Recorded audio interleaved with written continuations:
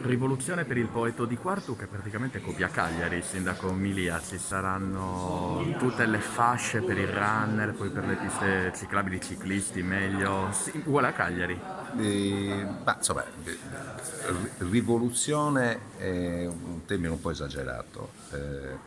Io direi più propriamente ripristino, ecco, per quanto ci sarà possibile. Copiare anche mi sembra esagerato, però un ragionamento improntato alla continuità. Da questo punto di vista, tra l'altro, una delle cose che stiamo vedendo col Comune di Cagliari, col Sindaco Truzzi, ne abbiamo parlato più di una volta, è quella di tornare ad una, non dico gestione, ma ad un coordinamento comune degli interventi.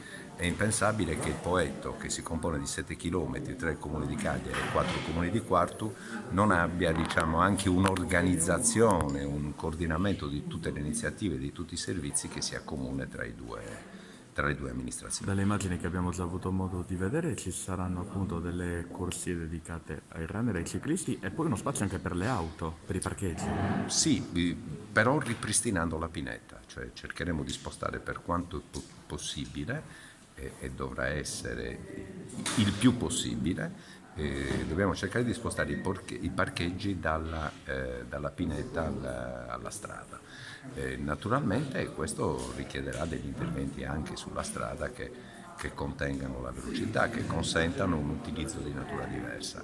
Il senso a suo tempo dello spostamento della strada era appunto quello di salvaguardare la pineta e tutta la fascia retrodunale. Noi vogliamo ripristinare quel principio. Quali altre novità nel Poeto di Quartu del futuro? Diciamo che la novità fondamentale è quella che abbiamo salvato un finanziamento che correvamo il rischio di Di perdere. 3 milioni di euro. Esatto. L'altra novità è che ricorreremo ad un mutuo per aggiungere le risorse che mancano per un investimento complessivo che si aggirerà intorno agli 8 milioni, speriamo, se non qualcosa di più. La novità vera è che finalmente si rimette mano organicamente a quella parte così delicata del nostro Ci territorio. saranno delle modifiche per gli attuali chioschi, baretti e stabilimenti Questa è presenti? un'altra partita, quella è la partita che riguarda il piano di utilizzo dei litorali, sui quali noi abbiamo intenzione di lavorare quanto prima e di giungere ad una conclusione Possiamo quanto dire un prima. Poeto più green, però anche salvando gli automobilisti, perché comunque rispetto a Cagliari ci sono questi parcheggi garantiti. Io non amo molto le espressioni anglofone, no? Direi un poetto più poetto, ecco, usiamo questa espressione. Tempi per i lavori? I più rapidi possibili. Insomma, noi contiamo addirittura di poter partire con un primo lotto di intervento, quello che utilizza il finanziamento regionale che era del patto per Cagliari che era a nostra disposizione, contiamo di far partire i lavori entro la fine dell'anno.